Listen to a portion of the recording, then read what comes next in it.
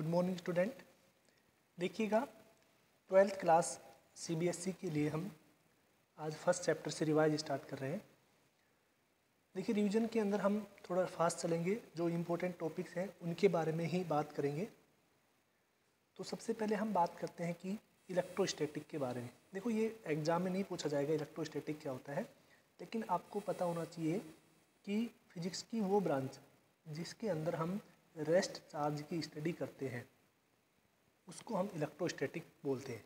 ठीक है, तो स्टैटिक का मतलब होता है रेस्ट, तो यानी फिजिक्स की वो ब्रांच जिसमें हम रेस्ट चार्ज की प्रॉपर्टी का स्टडी करते हैं उसको हम क्या बोलते हैं, इलेक्ट्रोस्टैटिक।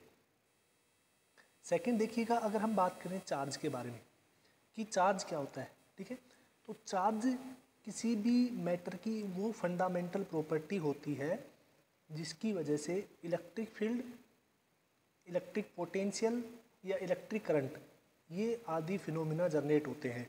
ठीक है, तो ये फंडामेंटल प्रॉपर्टी होती है किसी भी मैटर की जिसकी वजह से इलेक्ट्रिक करंट जनरेट होता है, इलेक्ट्रिक फील्ड जनरेट होता है या इलेक्ट्रिक पोटेंशियल जनरेट होता है। अब देखिएगा, सबसे पहले हम बात करें हम कि कोज ऑफ चार्जिंग, यानी किसी भी बॉडी का चार्ज होने का मेन रीज़न क्या है।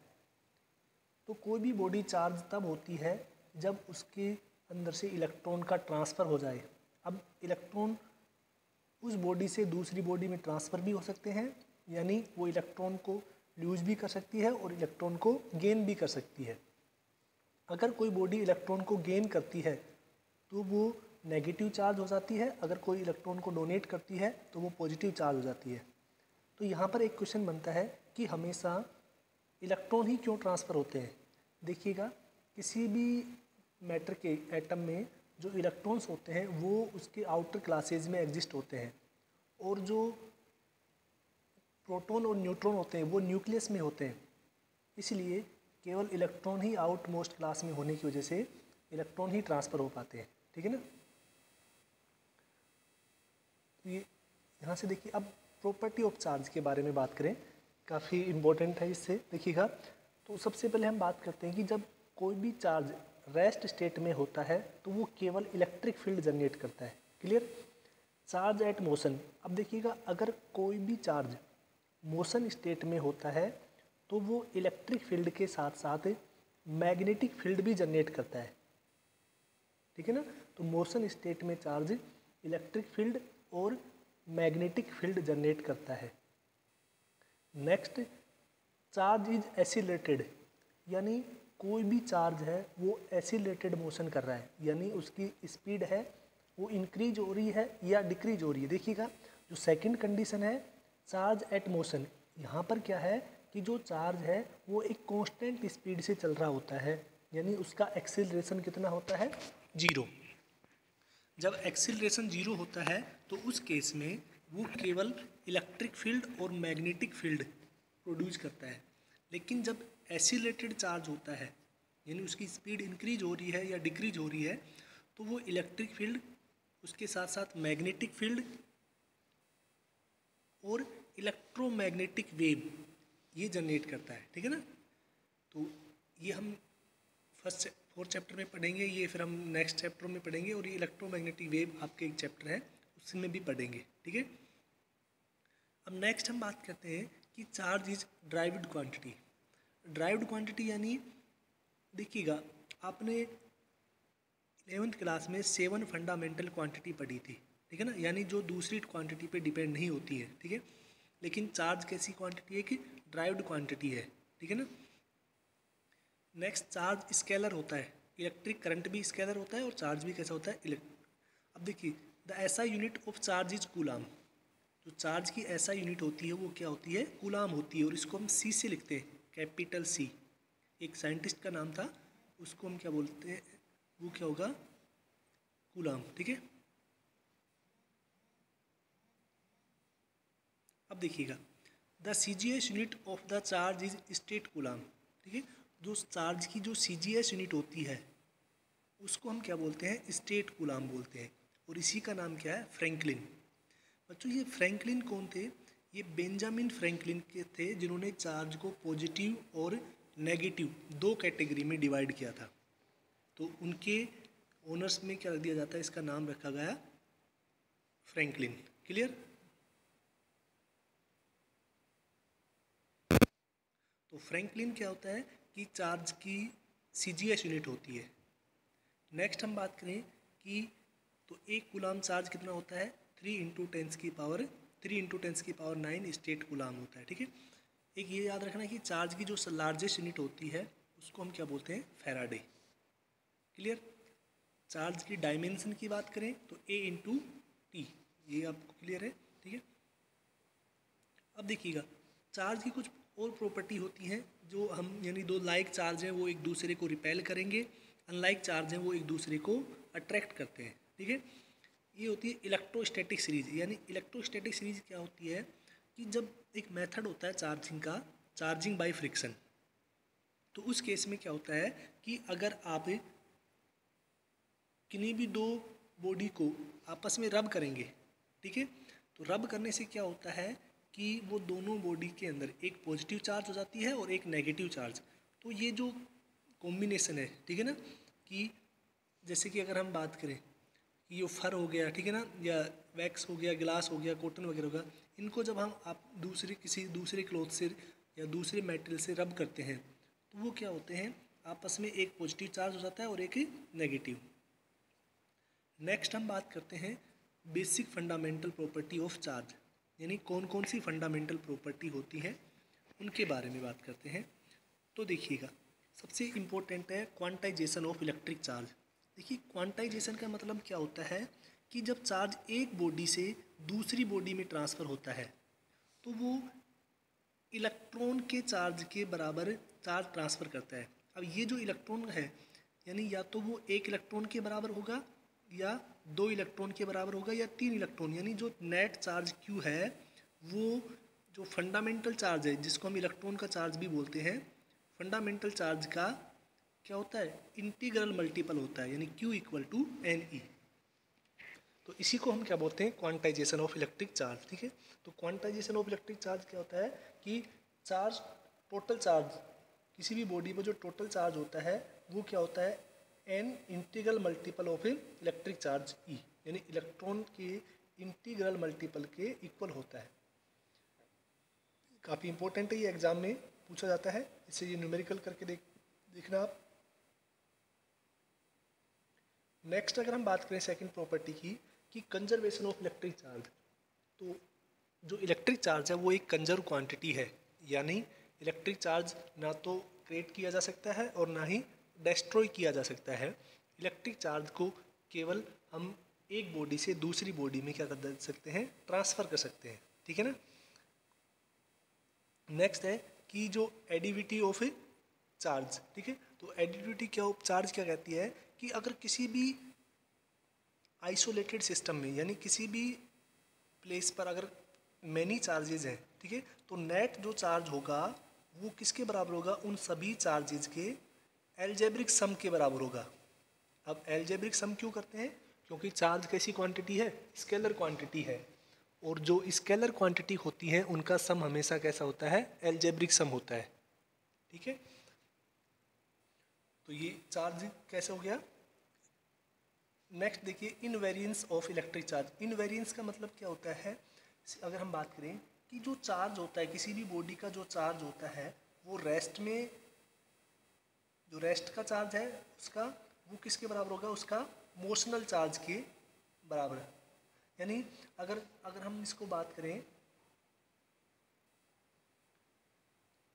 कि किसी भी बॉडी का जो चार्ज है,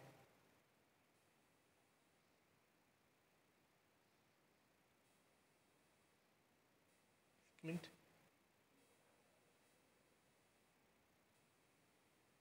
यानी कोई भी चार्ज जो रेस्ट पे है, Q एट रेस्ट, वो किसके बराबर होगा, Q एट ए मोशन। यानी चार्ज का मोशन के द्वारा कोई इफेक्ट नहीं पड़ता है। ठीक है ना। जैसे हम बात करें मास की, ठीक है, तो मास क्या होता है, वेरी करता है। मास तो क्या करता है, वेरी करता है, किसकी वजह से, मोशन की वजह से। अगर मोशन ज़्यादा होगा तो चार्ज की मास भी क्या हो जाता है, चेंज हो जाता है, लेकिन जो चार्ज है वो कैसा रहेगा, कांस्टेंट रहता है। ठीक है, तो अब देखिएगा मेथड ऑफ चार्जिंग की बात करें कि दो बॉडी को हम कैसे चार्ज कर सकते हैं, तो एक तो है चार्जिंग बाय फ्रिक्शन। फ्रिक्शन का मतलब कैसे चार्ज होता है, अगर आप कोई भी दो बॉडी को आपस में रब करते हैं, दोनों बॉडी को जब रब करेंगे तो क्या होता है कि जिस बॉडी का वर्क फंक्शन कम होता है, ध्यान रखना कि वर्क फंक्शन, जिस बॉडी का वर्क फंक्शन कम होता है वो क्या करती है, अपने आउट मोस्ट सेल से इलेक्ट्रॉन ट्रांसफ़र कर देती है और पॉजिटिव चार्ज हो जाती है। ठीक है, क्योंकि जिसका वर्क फंक्शन क्या होगा, उसके इलेक्ट्रॉन न्यूक्लियस के साथ वीक फोर्स से बंधे होते हैं। अब वीक फोर्स से बंधे होंगे तो जैसे ही हम उनको रब करेंगे तो इलेक्ट्रॉन्स इलेक्ट्रॉन क्या होंगे, हीट होंगे। तो हीट होने से क्या होता है, उनकी जो काइनेटिक एनर्जी है वो बढ़ जाती है और वो क्या करते हैं, अपनी ऑर्बिट से एग्जिस्ट कर जाते हैं। ठीक है ना, तो इस वजह से क्या होता है, इलेक्ट्रॉन ट्रांसफ़र हो जाते हैं और इलेक्ट्रॉन ट्रांसफ़र होने से ही क्या हो जाता है, चार्जिंग प्रोसेस क्रिएट होती है। अब देखिएगा नेक्स्ट है चार्जिंग बाय कंडेंसन और charging by the physical contact. Condensation के द्वारा कैसे चार्ज, अगर आपके पास देखिएगा सिंपल सा मेथड है ये, अगर आपके पास एक स्पेयर है, इसके ऊपर पॉजिटिव चार्ज है, ठीक है, एक दूसरा स्पेयर है, ये न्यूट्रल है, ठीक है। अगर आपने इन दोनों को, ये कोई दो स्पेयर हैं, ठीक है ना, ये ए मान लेते हैं और ये बी मान लेते हैं। अगर इन दोनों स्पेयर को आपने किसी कनेक्टर वायर से कनेक्ट कर दिया, ठीक है, किसी वायर से आपने कनेक्ट कर दिया, जैसे कि कोई भी वायर ले लेते हैं हम,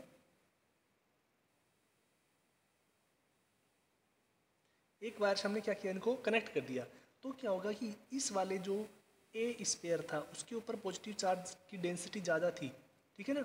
मान लेते हैं इसके ऊपर जैसे 10 कूलाम चार्ज था और इसके ऊपर कितना है, 0।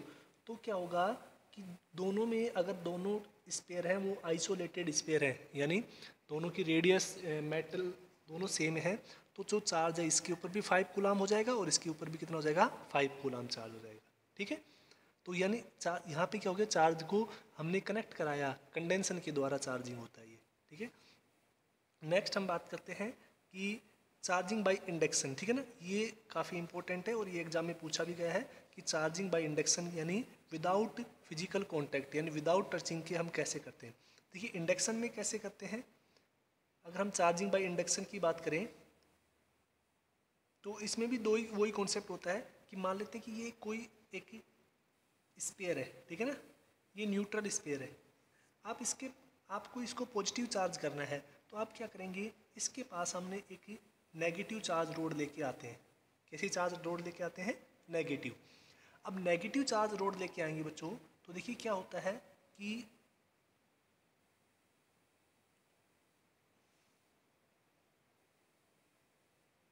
नेगेटिव, तो जो इसके देखो कोई भी बॉडी न्यूट्रल है, इसका मतलब ये नहीं है कि उसके ऊपर नेट चार्ज, उसके ऊपर चार्ज नहीं है। न्यूट्रल का मतलब होता है कि जितने पॉजिटिव चार्ज हैं उतने ही नेगेटिव चार्ज हैं। ऐसा पॉसिबल नहीं है कि किसी बॉडी के ऊपर 0 चार्ज हो जाए। ठीक है, तो अब देखिए इस नेगेटिव की वजह से क्या होता है कि जो भी पॉजिटिव चार्ज है वो इधर ट्रांसफ़र हो जाएंगी अट्रैक्शन की वजह से, ठीक है ना, और जो नेगेटिव चार्ज है वो क्या होगा, रिपल्सन की वजह से दूसरी फेस पे क्या हो जाएगा, ट्रांसफ़र हो जाएगा। अब हम क्या करते हैं, इस स्पेयर को ग्राउंडेड कर देते हैं, ग्राउंड से जोड़ देते हैं। तो ग्राउंड से जोड़ने पर क्या होता है कि ये जो नेगेटिव चार्ज है ये न्यूट्रल हो जाएगा, ठीक है, यानी इलेक्ट्रॉन ट्रांसफ़र होंगे कहाँ से, इसमें, और ये जो स्पेयर है इसके ऊपर केवल कौन सा चार्ज बचेगा, पॉजिटिव चार्ज बचेगा, वो अट्रैक्ट होगा इस रोड की वजह से। अब हम इस रोड को हटा लेते हैं तो देखिए क्या होता है कि जो टोटल चार्ज बचा हुआ है वो इसके ऊपर क्या हो जाता है, स्प्रेड हो जाता है। तो ये जो चार्ज पहले न्यूट्रल, जो स्पेयर पहले न्यूट्रल था, अब कैसा हो गया, वो पॉजिटिव चार्ज स्पेयर हो गया। तो हमने विदाउट टचिंग के क्या किया है, विदाउट फिजिकल कॉन्टैक्ट के, तो ये क्या होता है, charging by without physical contact. Clear, तो ये इसके स्टेप बाय स्टेप बता रखे हैं। देखो गोल्ड लीफ इलेक्ट्रोस्कोप क्या होता है कि ये एक डिवाइस होता है जो यूज आता है कि कोई भी ये प्रूव करने के लिए कि दो चार्ज हैं वो एक दूसरे को रिपेल करते हैं, लाइक चार्ज हैं वो एक दूसरे को रिपेल करते हैं। देखिए इसमें क्या होता है कि एक कंडक्टर रोड होती है यहाँ पे और ये दो स्ट्रिप लगी होती हैं, कंडक्टर स्ट्रिप लगी होती हैं, ये फ्लेक्सिबल होती हैं, यानी यहाँ से ये ऐसे दूर भी हो जाती हैं और पास भी हो सकती हैं। ठीक है, देखो पहली कंडीशन में जब ये न्यूट्रल होता है तो ये दोनों स्ट्रिप हैं बिल्कुल पास पास होती हैं, ठीक है, लेकिन जैसे ही हम इसको किसी पॉजिटिव चार्ज से टच कराते हैं तो आपको पता है यहाँ पे कौन सा चार्ज आ जाएगा, पॉजिटिव चार्ज आ जाएगा। तो इसकी वजह से क्या होता है कि ये दोनों स्ट्रिपें रिपल्सन की वजह से दूर दूर हो जाती हैं। इसका मीन्स क्या हो गया कि जो लाइक चार्ज हैं वो एक दूसरे को रिपेल कर रहे हैं, तभी तो ये स्ट्रिप क्या हो गई, इनके बीच की डिस्टेंस बढ़ गई। तो ये कोल्ड इलेक्ट्रोस्कोप का मेन प्रिंसिपल होता है। ठीक है, ये कुछ फैक्टर्स हैं चार्जिंग के बारे में, इसको आपको स्टडी करना है। ठीक है, अब देखिए नेक्स्ट हम बात करते हैं कूलाम्स लॉ। ठीक है बच्चों, जो कूलाम का नियम है वो क्या काम आता है, किसी भी दो चार्ज के बीच में फोर्स को बताता है। किसको बताता है, फोर्स को। ठीक है, ध्यान रखना केवल दो ही चार्ज के बीच में बता सकता है एट ए टाइम। फिर हम सुपरपोजिशन प्रिंसिपल यूज करते हैं, जिससे क्या होता है हम टोटल चार्ज निकालते हैं। ठीक है, तो देखिए क्या कहता है कि कूलाम का नियम कि जो चार्ज होता है, जैसे अगर ये Q1 चार्ज है और ये Q2 चार्ज है, अगर ये R दूरी पर रखे हुए हैं, इनके बीच की दूरी कितनी है, R है, तो इनके बीच का जो फोर्स है F वो किसके प्रोपोर्शनल होगा, इन दोनों चार्ज के प्रोडक्ट के प्रोपोर्शनल होगा। और ये जो फोर्स है ये डिस्टेंस के स्क्वायर के भी इनवर्सली प्रोपोर्शनल होता है। ठीक है, तो यहाँ से इक्वेशन फर्स्ट और सेकंड से हम क्या लिख सकते हैं कि जो F होगा वो कितना होगा, वो प्रोपोर्शनल F प्रोपोर्शनल हो जाएगा Q1 Q2 upon R square. ये जब प्रोपोर्शनल सिंबल हटाएंगे तो बच्चों एक कांस्टेंट आ जाता है 1/4 पाई एप्सिलॉन नॉट। ठीक है ना, Q1 Q2 upon R square. तो यही क्या होता है, कूलाम का नियम कहलाता है। ठीक है, यहाँ पर एप्सिलॉन नोट को क्या बोलते हैं हम, परमिटिविटी ऑफ मीडियम, यानी ये वैल्यू एप्सिलॉन नोट है, ये एयर के लिए होती है 1।